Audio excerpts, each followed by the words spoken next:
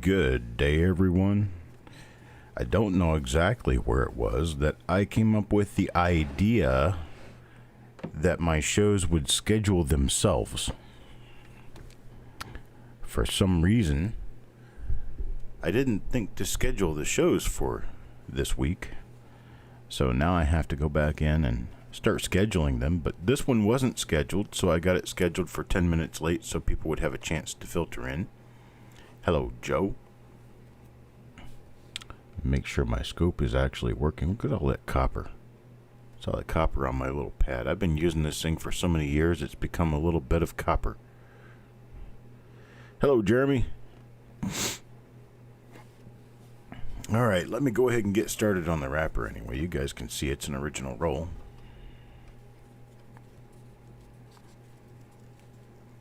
Go ahead and start peeling the pieces and parts.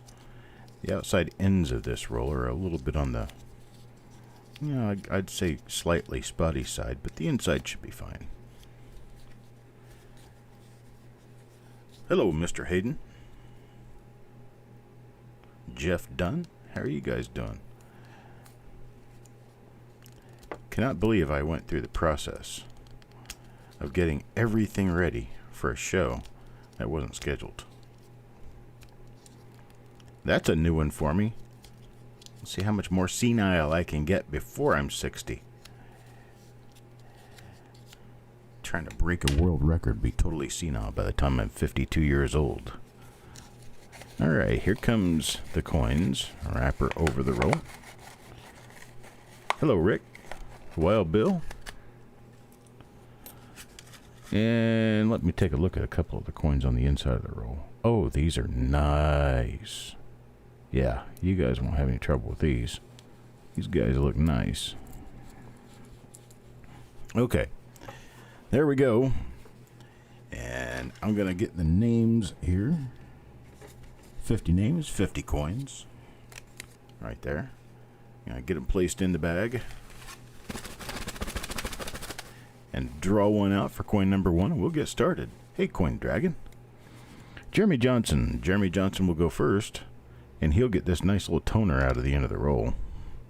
Let me get this focused in on the coin. It's a spotty coin, but it is a toner. Of course, this is the side that was facing the outside. I don't have anything here on this side. Let's take a look at the reverse. Never really expect a whole lot out of the reverse of 1958 D. Lincolns. If you don't expect anything and you happen to find something, you'll get yourself a nice surprise. But not expecting anything is pretty much the norm, because I don't think any varieties are known for the reverse of 1958 D yet. Alright, let me get on to coin number 2 here. Coin number 2 will go to Eric Beyer. Yeah, these are nice. This is a very nice roll. So we get for the mint mark. Nothing. A couple of die scratches coming out the south end of the mint mark. Got no doubled eyelid. Got nothing on the motto. Okay, as is customary with a lot of the nice rolls that I end up doing, I want to show you guys this coin, the overall picture, so we can all take a good look and peek at how nice these coins are first.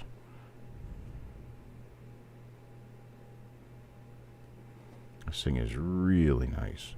Nice luster, nice clean fields, no spots. These are cute. Okay, got a couple little spots on the reverse. But I mean, even the lower field, which usually has little hairlines and marks and stuff in it, this one is totally clean. Very, very nice coins. Okay, let me go ahead and bring this back down to We Search You level. There we go. And we did take that look at the reverse, I do believe. And don't have anything on this one, so Eric Beyer's coin. Nice Gem BU coin is going to go into its holder.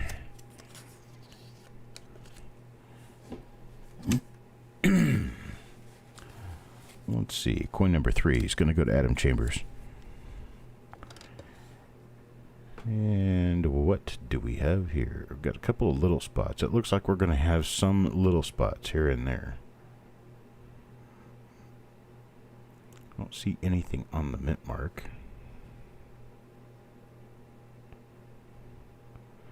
No eyelid. Nothing on Liberty, so we have nothing on that coin. Let's take a look at the other side. Give it a chance. Everybody needs a chance to succeed. Give it its own chance to shine. And it blew its chance. So that's for Adam. That's Adam Chambers. Adam Connor, I'll be doing an A. Connor. Adam Chambers is Adam C. That's how I keep them separated.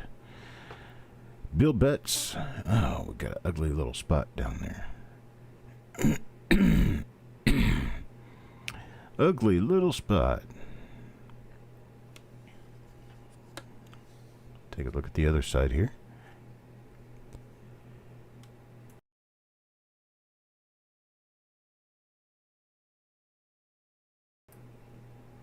Okay. I see nothing really standing out at me. So let's move on to the next coin in the roll. We're only 4 coins in. Don't try making things that don't exist yet. Only 4 coins in. Dipping will not clean the spots off, Rick. Once you get carbon spots on Lincoln Cents, basically the only way to get them off is by expanding and contracting the surface of the metal itself using temperature. And because enough heat to expand the surface would actually harm the coin, you use cold. The problem is that you have to use very cold, and it has to go cold to hot to cold to hot a couple of times pretty quickly, and then that stuff will just bounce right off the surface. The unfortunate part to that is it's kind of expensive. It should be in a controlled environment. It is expensive to do, more expensive than these coins are worth. And it would be something that if the surface of the coin under those spots is already pitted, you would have a coin with a pitted surface. Afterwards, you're not going to replace metal that is already gone or that's already eaten into. So basically all of this is an exercise in futility that you can try the home remedy, the home freezer. Hello, Ludes Far Out. And I know who you are. I'm going to go ahead and moderate you.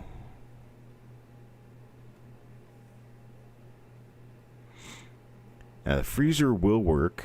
It takes time and patience. I don't have time and patience for a $2 or $3 coin.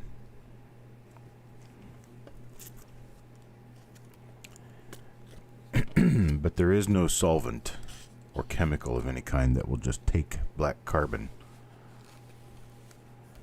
off of a coin. Just doesn't happen. This one's for Wild Bill. How are you in trouble, Mr. Lude? You're in trouble? You can't be in trouble.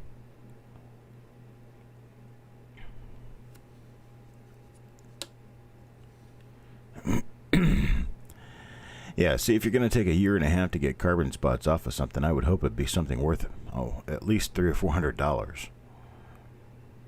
I don't think I'd mess with a $2 coin for a couple of years. Maybe at principle, just to see if it works, once. Maybe twice. But I wouldn't be doing it to try to enhance or improve the typical coin. Jeff Dunn. Jeff Dunn goes next. And let's see what Jeff Dunn gets. See all that fuzz, all that stuff on the top of the 8? That is not a double die. Those are gouges of different sorts. You have that little hooky looking thing off the top. Well, it was the top right corner of the 8. Top right corner of the 8, there's a little thing that looks almost like the point of a 7. Oh, that's what Walter Breen thought that was. Turns out that's not what it is. It's just die gouges on the master die. The little hook around the top of the 8 is master die doubling too. You'll see that on most 1958 Lincoln cents. So that's not actual hub doubling. 57 and 58 are both known for having a little bit of doubling toward the bottom of the D of God, mostly 1957.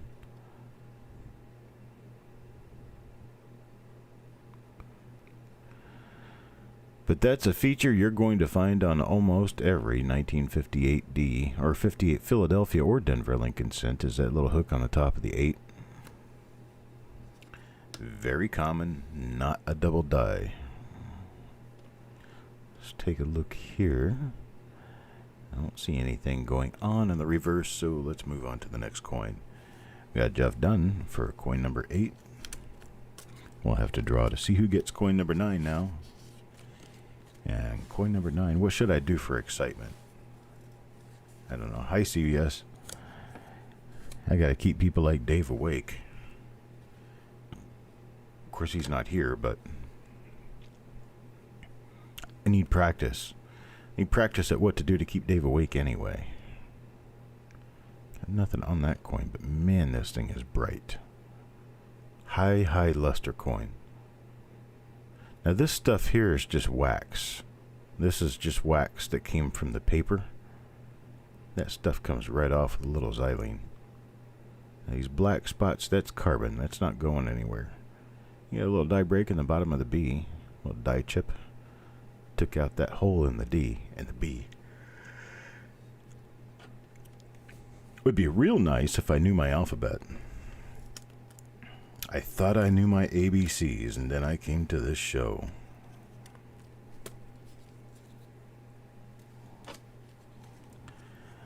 Just fueled up, and you're listening and whistling while at work. Ugh. Yeah, the cars are returning. I noticed that. Oops. I didn't get Tim's name in his coin here.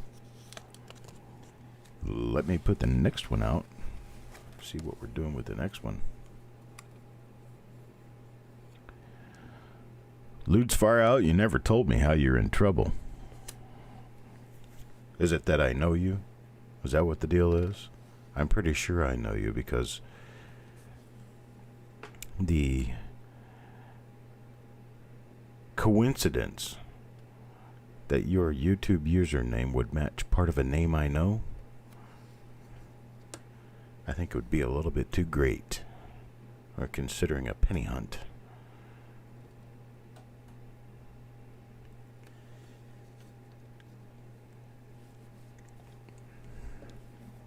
Man, Atlanta can be a hairy place to be, especially during any sort of rush hour, which is, like 13 out of the 15 daylight hours are rush hour. And it can be a very nasty commute through town. Get from the north end up by Marietta all the way down to the very south end toward Macon. Can take 2 hours sometimes, and it's only about 25 miles.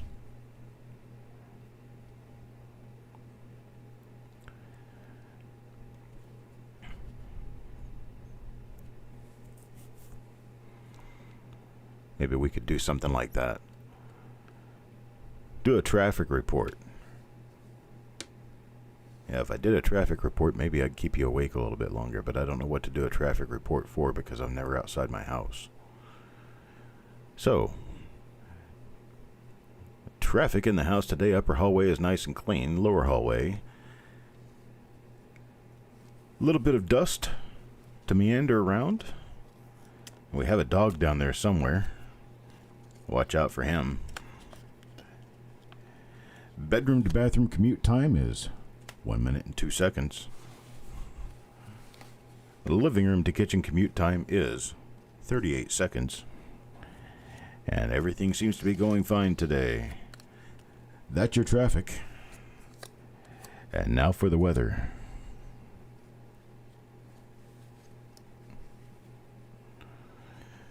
Your weather forecast for today calls for dry with a 30% humidity, and the air conditioner is set to 74.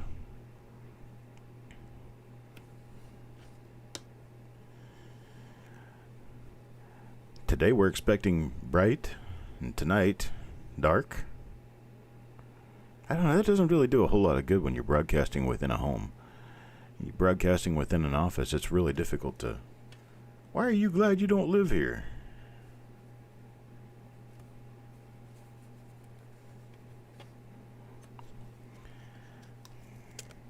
Was it because of the rain outside? Or because of the 74-degree temperature inside? I don't really like it any other temperature. You get colder and it gets too cold. You get warmer and it gets too warm.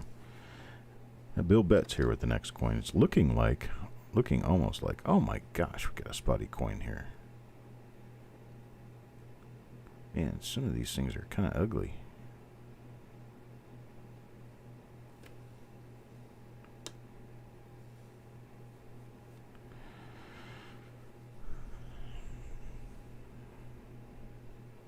Yank's wife is jackknifed in the hallway, backing up eastbound traffic to the bathroom.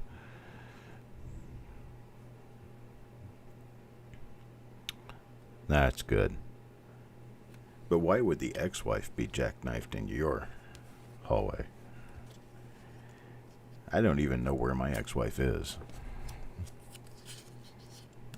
Ask me if I care.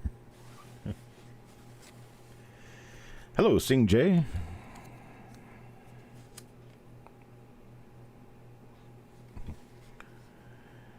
Westbound traffic is slowing down to... The traffic guy who reported for Southwest Florida, he's probably still doing it. It's the 1-800-ASK-GARY traffic tip line at 1-866-687-6237. It's Michael D. If you live in Southwest Florida, you'll know who I'm talking about. He talks about the traffic slowing down in the opposite direction because of the looky-loos.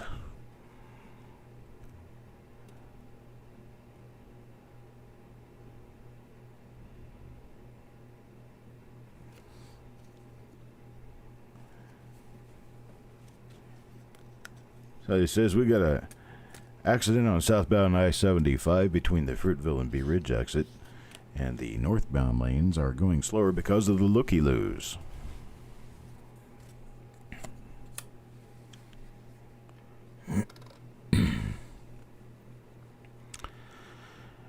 Wow, this is turning out to be a roll of very mixed consequences. We've got very nice coins, we've got very spotty coins, we've got no die varieties, but we've got some very well struck coins, and we've got some not so well struck coins.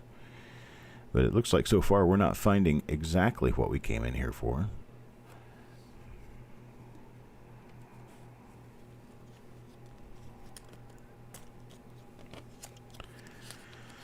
Any of you guys who have any interest, guys and girls actually, who have any interest in the heavens above and what things look like up there, would like to know that there is a comet in the sky. I don't know its exact location, I don't know its exact schedule, but there was some talk that toward the end of May it was going to become visible without magnification.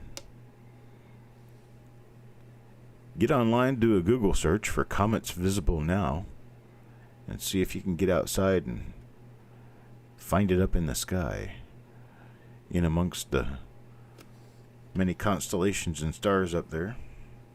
There it is, Swan C2020 F8. Coin Dragon, is it scheduled to become naked eye visible still? It was a couple of months ago, but those things change quickly.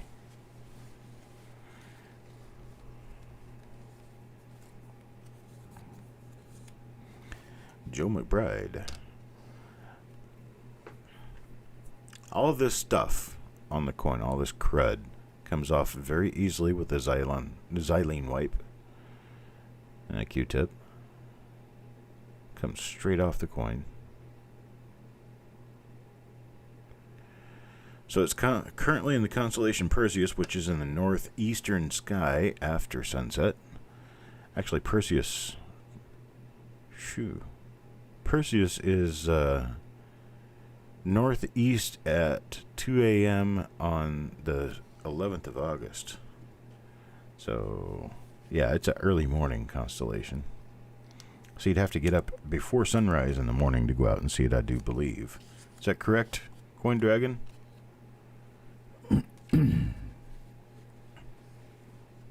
Amateur astronomer is yet another hobby of mine. Ooh, there's a RPM right there. That's a nice RPM. A little bit of a doubled upper serif. Very, very nicely doubled upper serif. Nice little RPM there, folks. Oh, I don't even know who that goes to. You gotta draw a name out of the bag. Duh. Joe McBride. Joe McBride will get this one. That's the second coin in a row for Joe McBride, and he finally got a hit. Finally got a hit.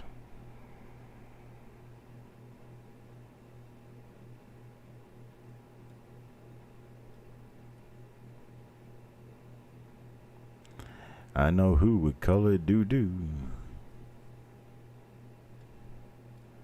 Oh, this doo-doo on the coin. Alright, let's take a look at the reverse. We have a spotty reverse. Unfortunately, we do have nice marker up here. We've got a nice concentric die scratch running through pluribus unum. Okay, Joe, that's die number 1 for the roll. I'm going to go ahead and put it in its holder. It's coin number 18 for Joe McBride. Now, here's the deal on these. Little bit of a change in how I'm handling these rolls. I will go through these rolls with you exactly as we have in the past. If I find any die varieties, they go off to the side. And then I go back through the roll after I'm done with the show. That one's got a little piece of doo-doo on it, too. I go back through the roll after I'm done with the show and make sure I pull out all the die varieties that are listable die varieties and make sure that I take a look at them carefully, attribute them, and get new flip inserts made for you. But those coins will come a week after all of the coins that do not have die varieties. So with these coins, with these particular coins this weekend, I'm going to be filling your packages and sending your packages. You will get a little slip of paper if you are missing coins because they are die varieties. You can keep that slip of paper and throw it away when you receive the coin. That way you can keep track of what you've got, what you've received, and what you still don't have. Alejandro. Alejandro gets his first coin. The very first coin here, let's see what he gets. And it is not an RPM. Unfortunately, not an RPM. We have a doubled eyelid. It is not a doubled eyelid. So we may have a normal 1958 D Lincoln cent here for him. So yeah, I'm getting tired of kind of just holding up the whole works because I'm having trouble identifying a die. That should not be the case. And so I finally figured out, well, there's just really no way to do this except to split it up and send your die varieties with a later package. So expect your non-die variety coins pretty soon. Your full die variety coins, the ones that are doubled dies and RPMs, they could take anywhere between 3 and 4 weeks to deliver. CM Silver's next. CM Silver. So a lot of these coins have a little bit of wax on them. I can see the wax. And it does come off very easily. There's the wax on that one.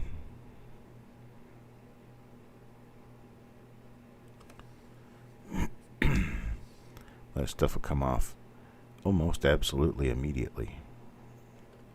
It's very, very easy to get off the coin. So here's coin number 21.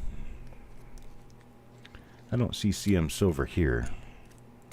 So I will wait till I get another coin from someone who's here and ask them if I can take the wax off for them. Here's Eric Beyer. Eric Beyer gets this 1958D. Seen this die before. It's not anything. With that hook on the top of the 8 sure does look pretty on this one. But it is not a double die.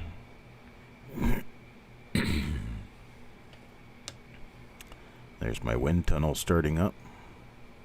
Never figured you'd go a day in a reveal without hearing my air conditioning kick on. Hopefully in the house that I eventually find and buy and move into, we won't have that issue with the air conditioner simply screaming every time it turns on. But right now I'm in a rental house and don't really care.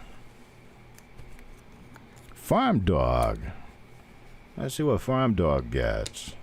A really nice coin. Superb. No die variety though.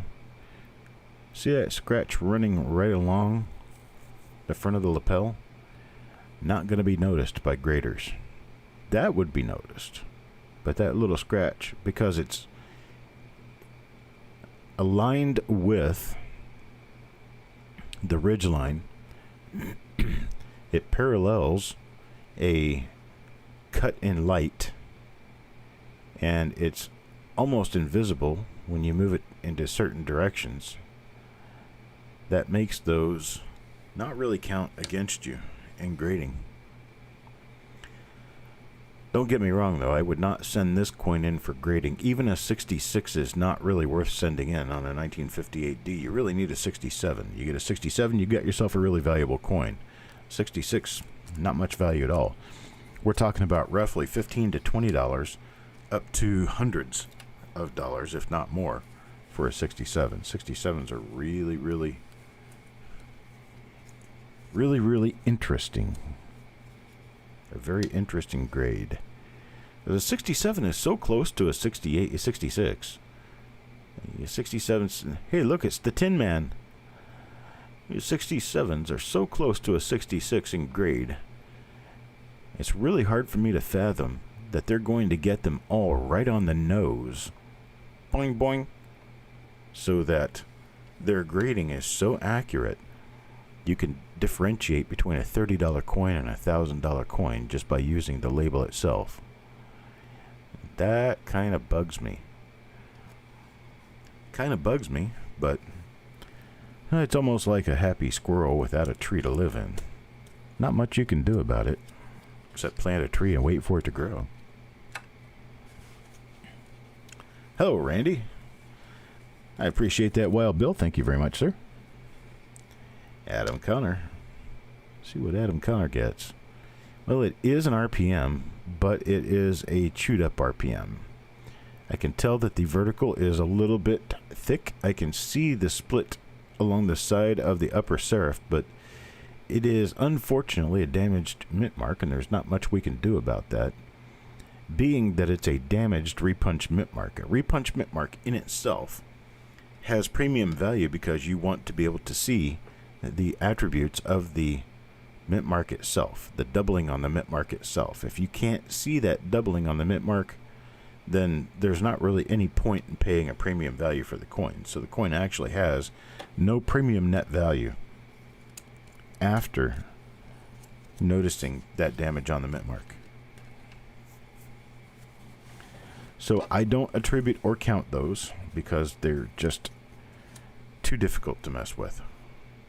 Too difficult to do anything with, and there's just no added value. Nobody wants to buy them. Nobody wants to buy a repunch mint mark as a repunch mint mark when the repunch mint mark is extremely damaged. It's kind of like buying a house because you're a chef, but the kitchen is completely gutted. Well, why bother? Why not buy a house that has a nice kitchen? There you go. What an analogy. Wow, Chuck, you're a genius. No, I'm not, but I did sleep in a Holiday Inn Express last night.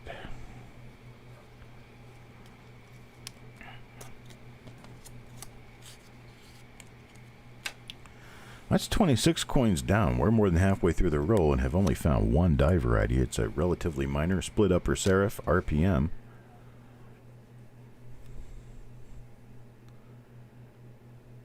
Let's see here. You guys like my comic relief. Okay, now I know for sure that you're just as sick as I am.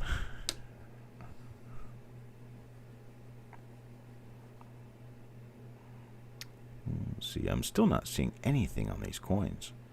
It's almost unusual for a 1958 D roll for you to go through an entire bank wrapped roll and not find any die varieties in it. But, it happens. I'm not going to say it's rare, but just kind of unusual. On a circulated coin, there are very few 1958 DRPMs that are really going to have any value at all. And yes, it's going to be the more dramatic ones, the ones that are easier to identify. And those are going to be worth maybe $1 or $2 a piece. Is Jeremy in here? Earth Culling, Jeremy Johnson. Is Jeremy Johnson available? Hello, Keith's Coins. Dr. Johnson to OR6. Dr. Johnson to OR6.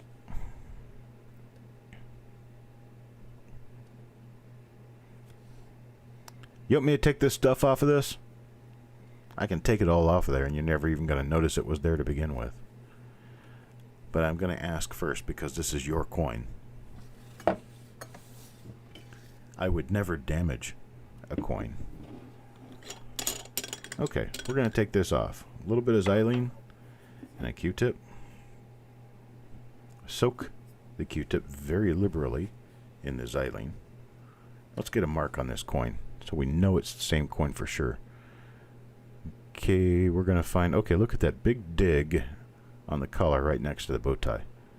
Okay, now look over here and get all this crud. I'm going to get this crud off the coin with my anti-waxing device. Now rolling the Q-tip along as I take the crud off of the coin. Alright, there is your hit next to the bow tie, so we know it's the same coin. We look over here and the crud is all gone. It's not going to affect the spots. The spots are going to stay behind because the spots are actually embedded into the surface of the coin. Not MS67, brother. Probably a 65, maybe a shot 66. But not a 67. It's got too much. Oh, got a little die break above the eye. I didn't even notice that. A little die break right on the eyebrow. But see, that stuff just takes all the crud off the coin. And what it leaves behind is a coin. And that's what you want. You want a coin that's not damaged, that doesn't have crud on it, that isn't all crapped up with something. Of course, it's not an inexpensive solution. A bottle of it's like $30. But given that you can do this on more valuable coins, kind of just gives you an idea. And then this coin, what remains is a very nice coin with very nice luster. And it does. It evaporates clean. Unlike acetone, I do not like acetone for that reason. It does not evaporate completely clean. It's kind of like the difference between using well water and distilled water. Distilled water is going to come out pretty clean. Well water is going to look kind of hideous. Hey, here's a 1958D, another one. This is going to go to Adam Chambers. I did draw a new name. I just wanted to be sure I did that. And here's this. Okay, we have no crud on this one. This die I've seen a number of times. These are all die scratches. Very heavy die scratches. It's like somebody took a tool and just danced around the bottom of the design. And let's take a good look here. Good look tells me that I'm not seeing anything of consequence, so we're going to go ahead and put this in the flip with insert number 29 for Adam Connor. That's not Adam Connor, it's Adam Chambers.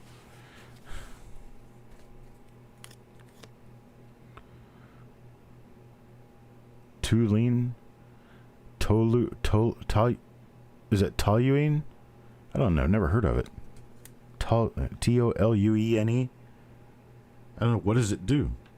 Is it a fast evaporating alcohol-based solution? Toluene?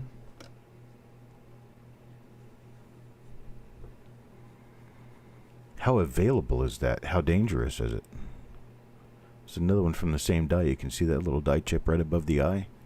That's the same dye that we cleaned off a little bit for Jeremy Johnson earlier. Different coin, of course. Same dye. This dye keeps showing up and showing up and showing up. Xylene, I believe, will work on other metals as well. I know it works well on nickel. No problems on nickel. Of course, when you talk about the 5-cent coin of the United States, we're talking about a coin that's 75% copper anyway. 75% copper and 25% nickel alloy. But from what I have noticed, nickels do not seem to have any ill effect to this stuff. Let me get a coin out real quick.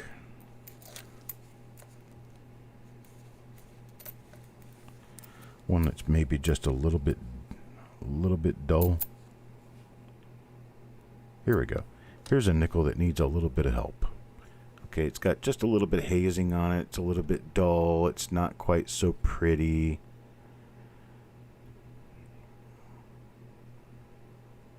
It's got a lot of dye deterioration doubling on it. Let me get this focused in a little bit better. Nickels are a little bit different in thickness than cents, which is why this didn't come out so beautiful looking as soon as I threw it under the scope. It's a 1960. It's out of a common roll. Okay, I'm just showing you that kind of a slight lack in luster. It's not really all that beautiful. Now we're going to try it. We're going to xylene it.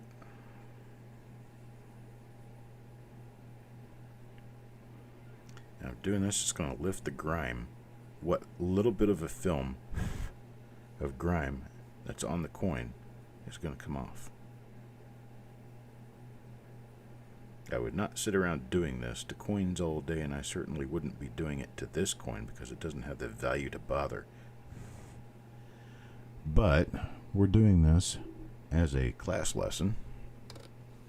And here's the reverse now.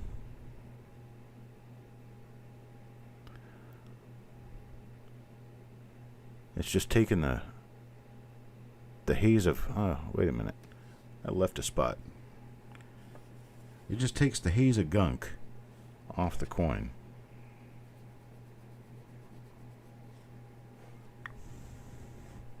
And leaves behind a nicer looking coin. There you go, look at that, it's gone. Bye-bye.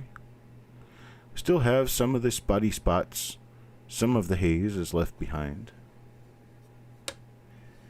Here's the obverse of that same coin again. So overall, we've got ourselves a nice Gem BU coin.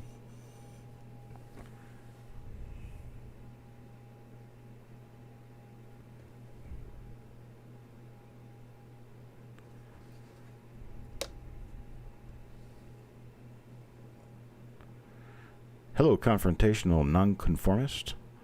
I've seen you around before. I enjoy that you are here at the show. Thank you for watching. So it does work on nickel to a certain extent. I don't know how well, but just kind of showed you a little bit by grabbing a coin out of a common roll that I happen to have sitting on my desk, along with the kitchen sink and 20,000 other rolls. But that's what that is. All right, now for coin number 31. Doing great, Les Wiley. I need to modify you. Now you're a moderator. Confrontational nonconformist. I'll put you in as a moderator as well. And Keefe's coins I need to put as moderator as well. All right, there we go. Hello, Hawkeye. All right, coin number 31 to Steve A. Get this thing focused properly. There we go. Now we are focused properly. I'm going to go over this coin and take a look at it. It seems to be this direction. There's a lot of stuff. Just a lot of waxy stuff, waxy buildup, but that stuff comes right off the coin.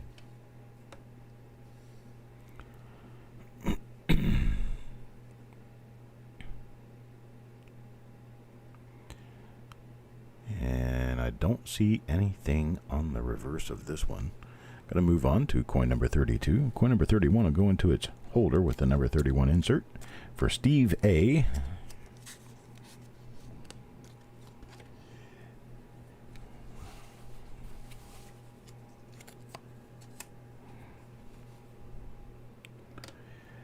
And Mike Birchman gets coin number 32. Let's see. No, I don't see anything on this one. Let's see what else we have going on. More wax. Enough wax to polish a shoe. That little die chip in the bottom of the B, we've seen that before in this roll. So we know we've looked at this die before. Got some concentric die scratches in America. You can kind of see them if I move around a little bit. You can see the light play with those die scratches, especially around the A and the M. I don't have any more of them, but just interesting sometimes to look at stuff like that. You have to wonder why and how and who made that. Was it somebody who had too many potato chips at lunch and drying out and needs a drink, and they're just real quick about how they handle the dies and they scratch them up and don't realize it? Was it done on purpose? Is it maybe someone who was angry at their spouse or children and decided to take it out on the die that day instead of taking it out on their family? And maybe that is a good thing all in itself. That's right. Anger management by die control. I like that.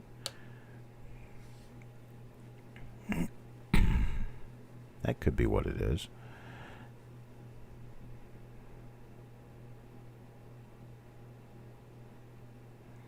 Spring planting. What are you planting, Les?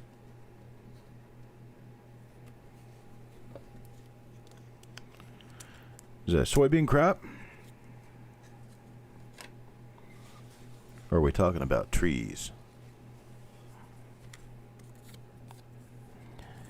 Oops. I forgot to put Tim's name in with his coin here. Now Mike Birchman's going to get coin number 34.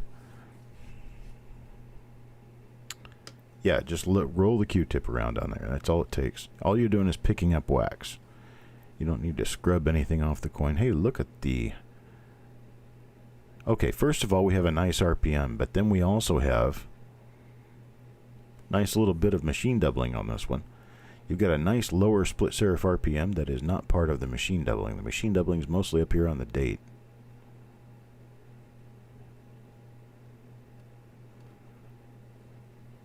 Oh, so are we doing a garden list?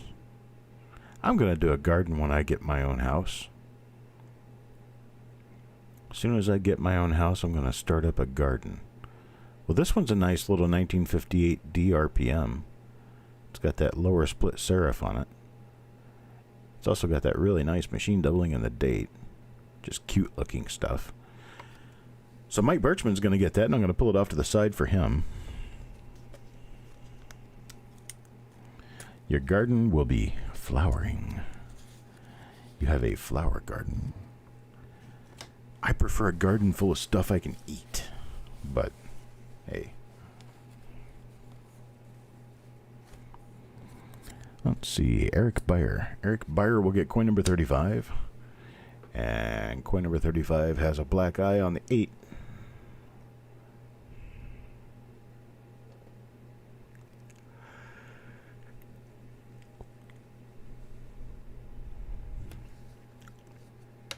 And nothing else on that side. Get this in focus a little bit. Focus, Chuck, focus. There we go.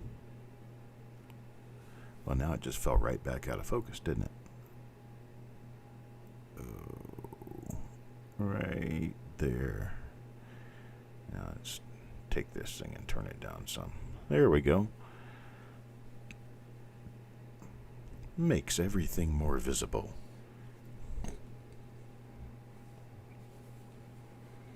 Behind on planting? Oh, I imagine if you haven't started a garden by now, you're probably a little bit late, especially if you live in the northern tier states.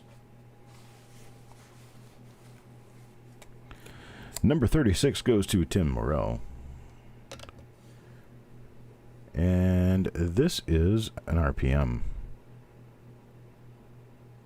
This is an RPM. I believe it's the same RPM that we saw before that was all chewed up.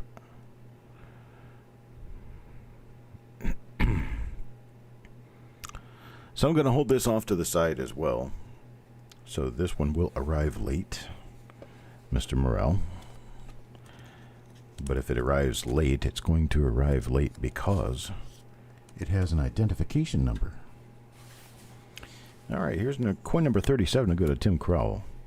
Tim Crowell for number 37. The other Tim. The not Timothy Tim. Okay, nothing on that side.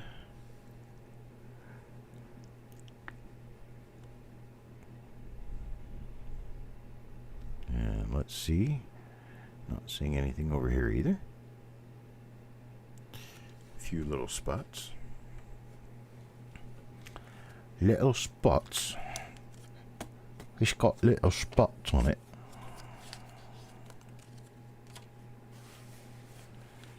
Coin number 38 now. Coin number 38 goes to Steve A. Steve A for coin number 38. We've got no die variety on the obverse of this one.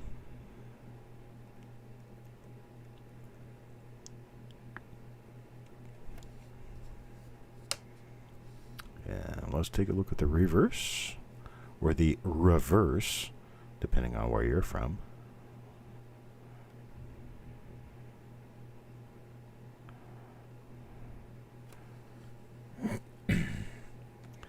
Nothing on coin number 38. And that's for Steve A. Let's move on to coin number 39 now. Coin 39, Jim Fletcher. Jim Fletcher gets... Oh, looks like a nice coin. It's got a lot going on around the 8, but that's just part of it. It's an earlier die state coin, so the fields are really clean looking.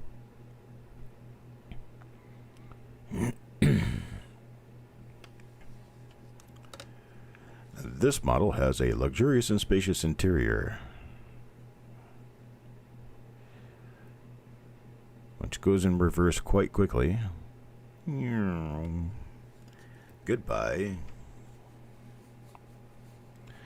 Do I have a 55S capped head Lincoln? I've seen a lot of them. I haven't ever kept any of them, but the answer to your question at the moment, no. I do not. Let's see. Coin number 40, Wild Bill. Wild Bill will get this one. And let's take a look around. We've got nothing on this one. No grime, no spots, no other oddity, weird stuff. A little fleck of something sitting on the coin right there. Came right off.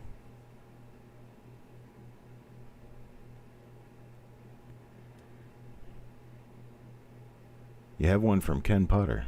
Very nice. I like the garden that you can eat. I'm all in for that. I like my asparagus, my beans. I love corn. I like to cook with green leafy vegetables. Colored greens are some of my favorite. I'm not a tomato fan. Not really hip on the taste of tomatoes. Hey, looky, there's another little RPM. This one's going to match the die 3 that I pulled out. So this is die 3 for this roll. This one's going to be for CM Silver.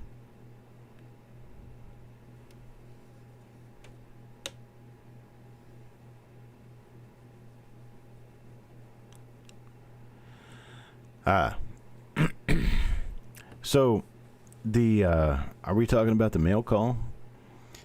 Well, it's a program that I tried to get started where people could send an email to yours truly, asking questions about coins by using the mail call at coppercoins.com email address. And then I would do a show and broadcast the question, the images, and the answer to the question. And never really got any traction with it. Just didn't go anywhere. So I've moved on to the Cent Project now. Cent Project is a project where you can go get a box of pennies from your bank or financial institution or grocery store or wherever you can get them. A box being a $25 bundle of pennies in whatever form you can get them in. Sort them out by date and mint mark. Write down every date and mint mark quantity and get that data back to me. And you're part of a Cent Project. You don't have to send me any coins. There's no money involved except the money that you pay for the coins that you get, which you can get back when you return them. So there's no loss of money involved. I'm not trying to profit from anyone. I'm gathering data. Gathering this data, we're trying to do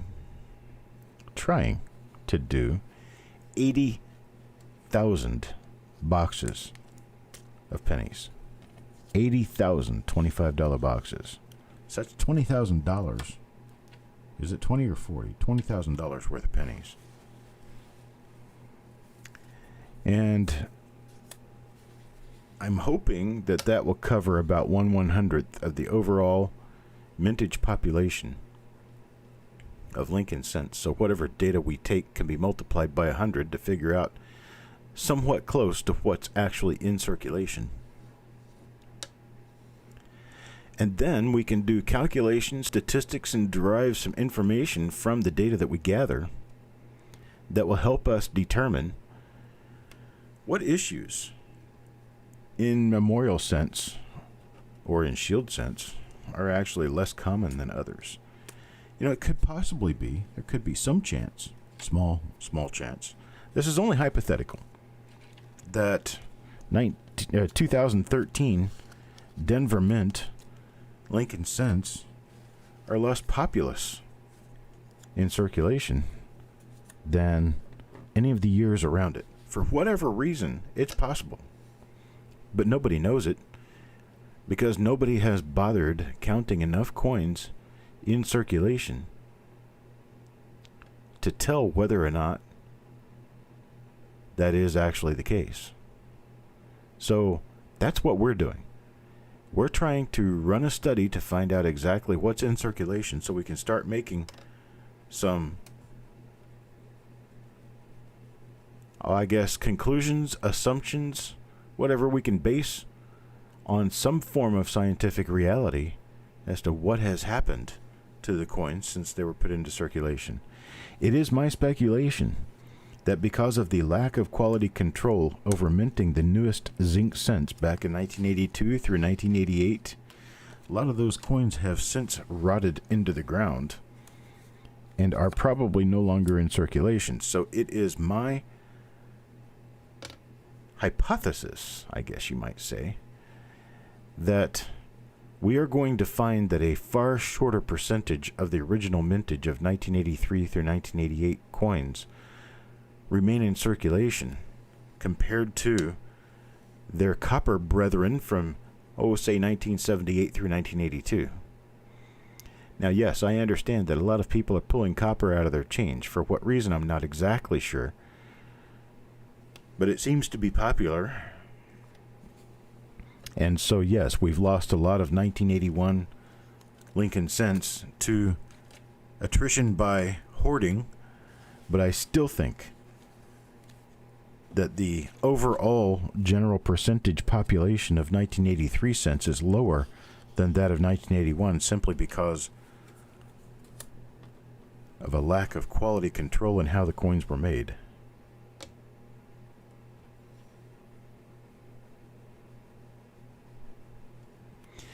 And I can understand because of the COVID issue, acquiring pennies can be rather difficult. We're going to be counting.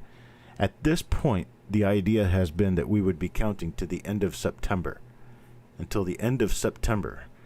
But now I might just carry it until the end of October, simply because the end of September may not prove to be long enough for us to be able to get the information that we need to get and to count the number of coins that we need to count. And I don't want to push anyone. I don't want to actually force people into driving hours just to get pennies. I want you to get them from your local bank. And right now, a lot of banks are not supplying boxes of coins. And I understand that. I understand that tends to be an issue with people, and that's perfectly fine. I understand. If you have to do fewer boxes, but can still get through some between now and September, I mean, you got, 4 months between now and the end of September.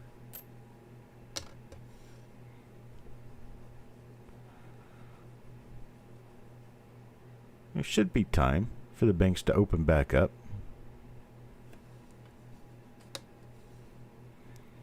And get somewhere with the process of getting coins to sort and count. Now, for those of you who are actually Lincoln Cent specialists and really know your coins, I very much welcome you to use the gray areas in my sheet to separate the 1960 large and small dates, the 70S, the 74, the 82, because I also want to know what percentage of circulating coins actually remain of those different varieties. Of course, I know the 60 plain is probably going to be one we're not going to find many of. The 1970S small date, we may find a few, but I wouldn't expect many. Certainly not more than a handful.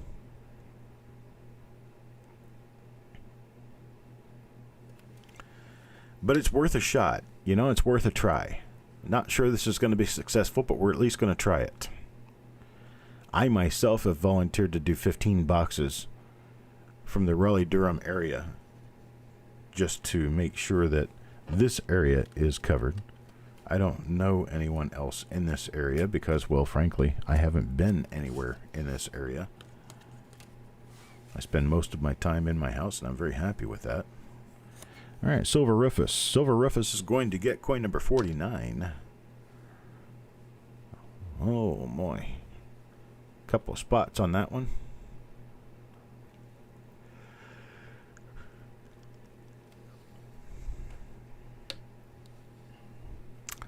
Well, folks,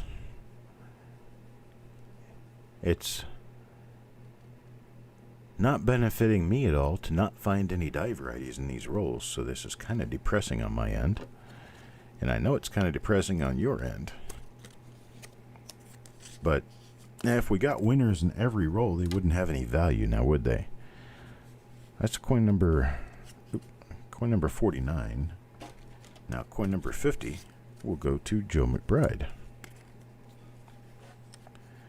Joe McBride will get the last coin in the roll. It does have toning on the reverse. It does appear to have some hazing and spotting issues.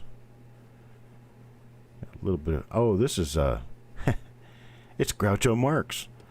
Now he has rubber from the counting wheel on his head, in and around his head. That's part of the material from the counting wheel, the counting machine.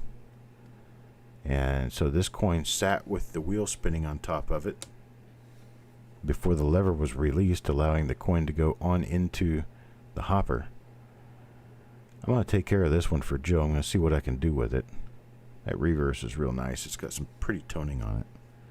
So let's see what I can do about that stuff.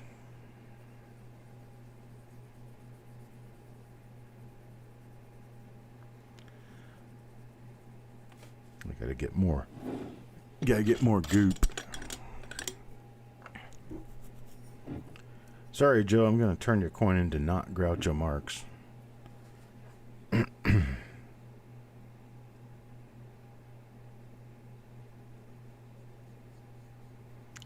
Now the wheel spinning on the surface of the coin has damaged the surface of the coin, but I'm at least going to get all that rubber off of it. I'm going to get the reverse looking a little better.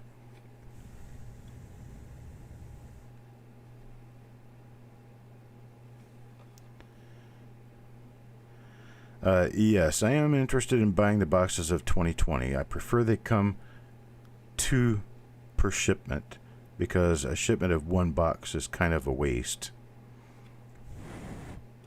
So you can find me 2 boxes.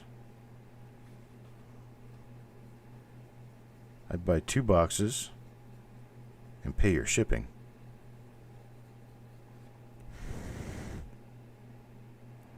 Much better. Although the obverse is still going to remain scuffed because of the rubber itself is gone. Yeah, most of it.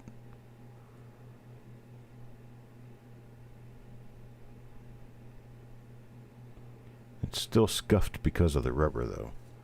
And the reverse now is a very nice looking toned coin. Roll ender. Really pretty looking coin. So I'm going to put that in flip number 50 for Joe McBride, and we are done with this roll. Took me just about 1 hour to get through it. So we got a number of coins that don't have anything on them, and then we've got 3 different die varieties that I found in this roll. We found one, that's coin number 18. We found one more, coin number 34, and then we found 2 of a third one, coin number 36 and coin number 41. So we got a total of 4 die varieties in this roll, all RPMs. And that's it, folks. That's what I've got for now.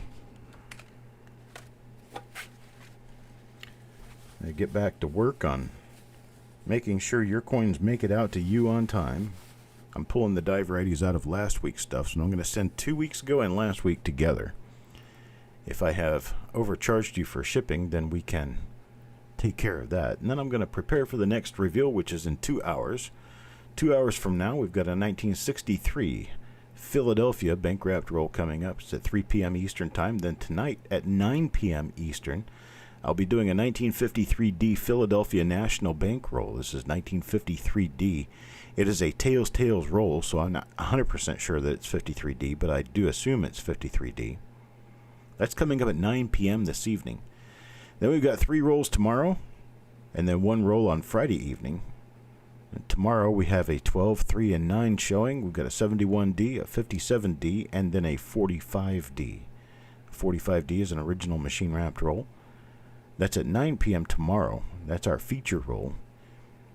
And then at 9 p.m. Friday, I'll be doing a 1947D Detroit Federal Reserve wrapped roll. 1947D roll wrapped in Detroit.